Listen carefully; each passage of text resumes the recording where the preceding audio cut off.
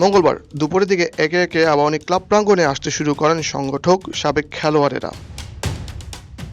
প্রায় সবাই চলে আসার পর অপেক্ষা ছিল তাদের গণমাধ্যমের সামনে বক্তব্য রাখার। এই কর্মকর্তা খেলোয়াড়েরা জড়ো হন গত ৫ জুলাই লুট হয়ে যাওয়া আবাহনীর সব ট্রফি ফেরত চাওয়ার আহ্বান জানাতে। যখন তারা কথা বলতে শুরু করবেন ঠিক তখনই বাধা দিয়ে বসেন একদল অপরিচিত মানুষ। এদের মধ্যে একজন এতটাই উত্তেজিত ছিলেন যে বারবার গণমাধ্যমের ক্যামেরার সামনে দাঁড়িয়ে বলতে থাকেন, ভবিষ্যৎ নষ্ট করছে। আজকে সেই আওয়ামী লীগের যাদের জন্য আমরা রাজনীতি আন্দোলন করছি, সেই দালালরাই আবার এইখানে সবাই জড়ো হয়েছে। এই আওয়ামী ঘনিষ্ঠ সংগঠকদের কারণে আবাহনী আজ এই দুর্গতি বলেও বারবার দাবি করতে থাকেন তিনি।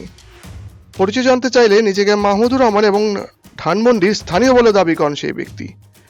আমরা এই মাঠে ছোটবেলাতে বড় হয়ে খেলাধুলা করছি। আজকে এই মাঠে আমাদের ঢুকতে হইলে পারমিশন লাগে, সবার পারমিশন লাগে জনগণ। কিন্তু কি নিয়ে তার এত ক্ষোভ? সে প্রশ্ন জবাবে তিনি বললেন, সবার খেলা বন্ধ করে দিছে। এটা আমরা চাই যে সবার জন্য উন্মুক্ত করে দেব, এলাকাবাসীর জন্য, যারা সর্বসাধারণের জন্য উন্মুক্ত করে দেয়। এটাই আমার অনুরোধ আপনাদের কাছে। পাশেই ছিলেন আরেকজন, তার দাবি, আমরা জনগণের পক্ষে দেখেন, ফার্স্ট প্রায়োরিটি এই ভাষার ছেলেটা, এই ভাষার ছেলেটা খেলতে পারে না, এই ছাদে খেলে 24 আওয়ার্স এত বড় একটা মাঠ কাউকে ঢুকতে দেয় না। এখন আপনারাই বলেন, আমরা সাধারণ এলাকা।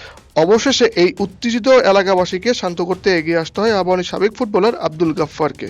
তাদের উদ্দেশ্যে গাফফার বলেন, এখন যেটা হচ্ছে উনি বলেছেন যে কথাটা যে এখানে উন্মুক্ত করে দেওয়ার জন্য, পরবর্তীতে আসলে একটু হঠাৎ করে কোনো কিছু হয় না। আমরা আজকে এখানে উপস্থিত হয়েছি আবাহনী ক্লাব লিমিটেডের যে অর্জনগুলি এখান থেকে চুরি হয়ে গিয়েছে, যারাই নিয়েছে তারা ভুলবশত নিয়ে গেছে, সেগুলিকে ফেরত আনার জন্য এই অর্জনগুলি দেখা। আমরা এসেই করেছিলাম, আপনারা কেউ আসেননি। না, আমরা কেউ আমরা আসিনি। পাঠিয়ে দিয়েছি, আপনারা কেউ আসেননি। না, আজকে আসো।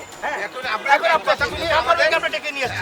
এখন আমাদের সাদেক ভাই আসছেন, উনি আমাদের মুরব্বী, উনি প্রথম ক্যাপ্টেন বাংলাদেশ ফুটবল টিমে আবাহনী ক্রীড়া চক্র তখন ছিল। আমরা ওনার সাথে কথা বলি, আমরা আপনার কথাটা, ওনার কথাটা, সবার কথাটা মনে রাখতেছি এবং আগামী দিনে এই আবাহনী ক্লাব লিমিটেডকে আরো কিভাবে করা যায়, সবাইকে নিয়ে কাজ করা যায়, সেইভাবে আমরা এগিয়ে যাব। আমরা এখন সাদেক ভাইয়ের সাথে কথা বলি এবং এই মাঠ থেকে ওর কথা মতো উন্মুক্ত করা যাওয়ার জন্য আমিও পক্ষপাতী।